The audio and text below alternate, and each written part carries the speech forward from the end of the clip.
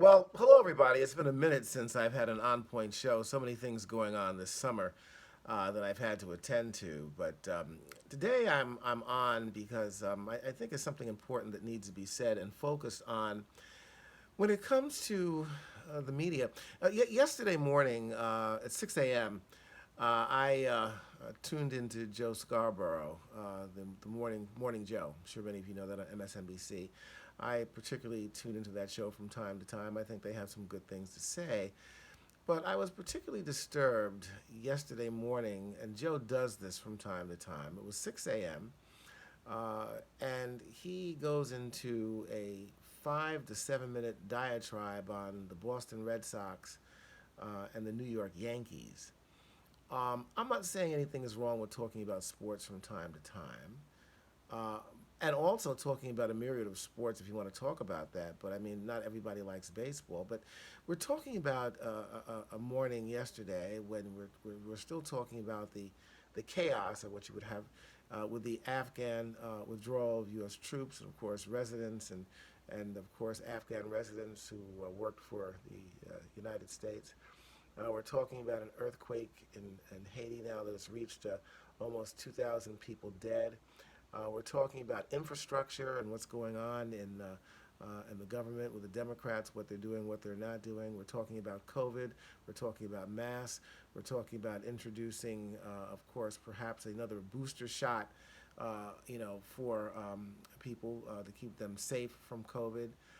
And you've got all these things that are going on. Now, 6 o'clock in the morning here on the East Coast is a very important time. People are either getting up or they're rushing out the door. They're preparing themselves for the day.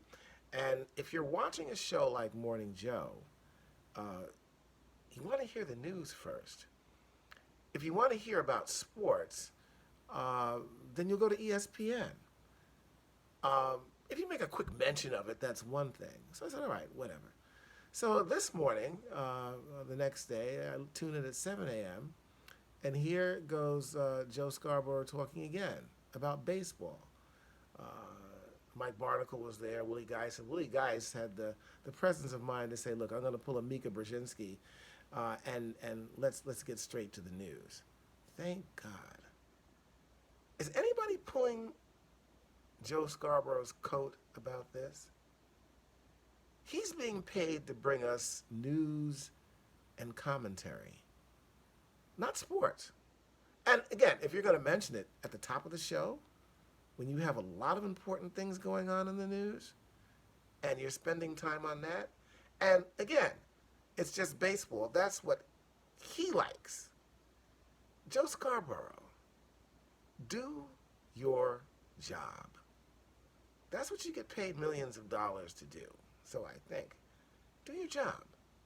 Leave the sports to somebody else. If you want to mention sports, your beloved Red Sox or whatever, you know, you can do that later on in the broadcast, a little downtime or whatever, but not at the top of the show, guy. You know?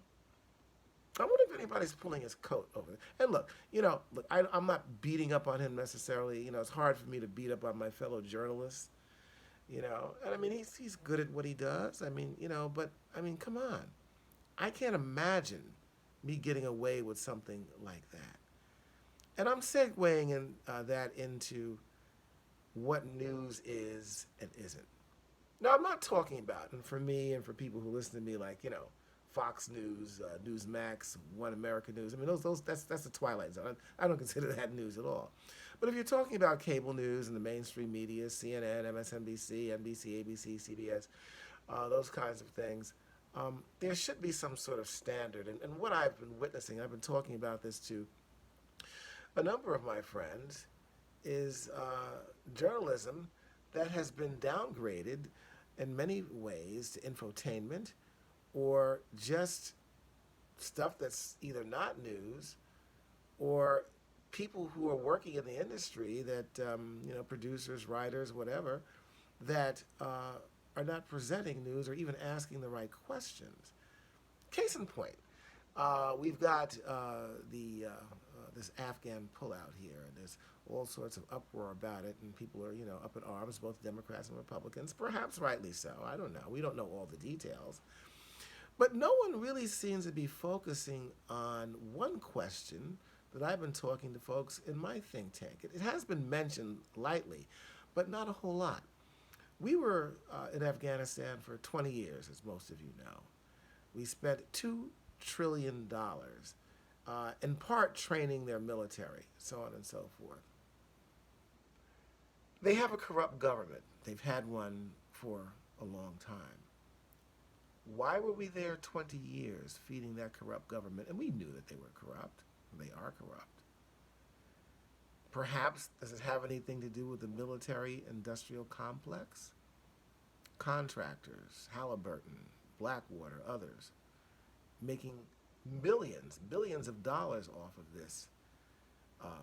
Because there's no reason we really should have been there for 20 years. Osama bin Laden was killed 10 years ago.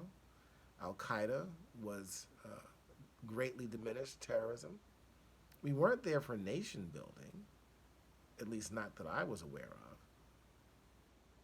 But now, 10 years plus, and all this money, and whatever, 2,000 of our soldiers killed.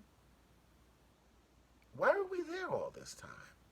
Why isn't anybody really focusing on that? So, really, is it about freedom? Is it about nation building? Is it about all those things with the Afghan citizens? I mean, we haven't heard much about Afghan in 10 years, basically. All of a sudden now, you've got all these stories on the air about, adopting, Afghan babies and all this stuff. Does our government really care about Afghanistan other than money? You think about that. It's a question that I think deserves a little bit more investigation than we've given it. When it comes to COVID and all the craziness that's going on about that, the information, the misinformation, and stuff like that, I wish the media would start hammering home, because we are supposedly the watchdogs of government and also the watchdogs of facts and information. Why isn't the media hammering home on these folks who believe that that Operation Warp Speed developed the COVID vaccines? People are saying, well, it's still new. It's not. Well, no. The COVID vaccine has been worked on by scientists for nearly 20 years. Let me repeat that again. The COVID vaccine has been being worked on by scientists for nearly 20 years. This is nothing new. All right? For black folks who say, well, they bring up the Tuskegee Experiment. Well, the Tuskegee Experiment had everything to do with not administering drugs. Not. Okay? And the vaccines now are not just for black folk, they're for everybody. So what is that all about? And then you have other folks listening to all sorts of social media, some people in my family, oh, well, this is going to be used for mind control. And I mean, come on.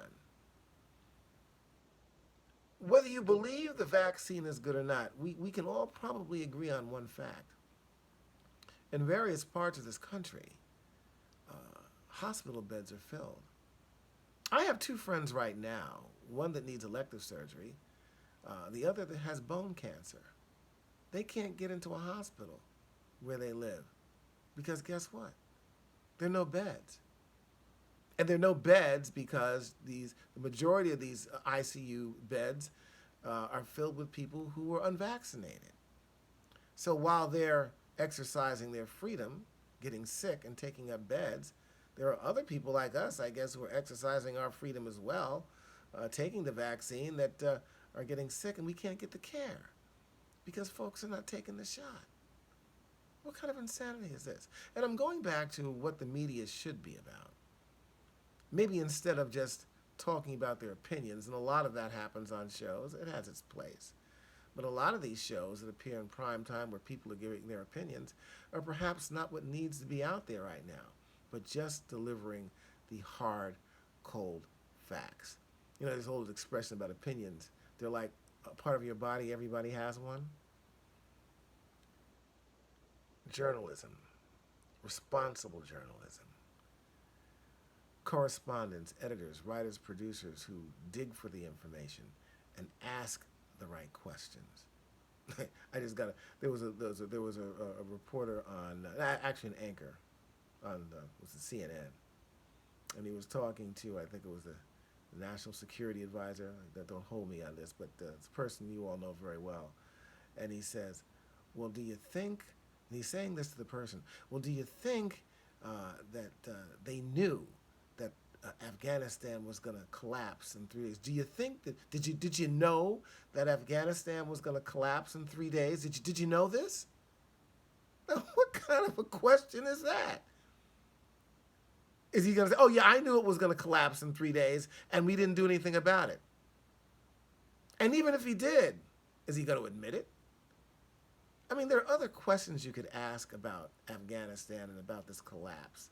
You know, about the corruption, about the fact that, a lot of deals were made with the Taliban back in the Trump administration that Biden had to adhere to, or at least he did. He went along with to get troops out. Now, look, I don't want to start talking about how I feel about this, but there are other things you could talk about. What about those things? But, oh, did you know if the government was going to collapse in 3 days? Did you know this? And I'm saying this guy's getting paid millions of dollars to ask a stupid question like that. That's just one example, but there are many. We need to do better. We as journalists need to do better, and the public deserves to do better. At the top of a newscast at 6 or 7 in the morning or whatever, when you are paid to deliver commentary on news events, the Boston Red Sox and the New York Yankees should not be headlining your newscast. Joe Scarborough, do your job.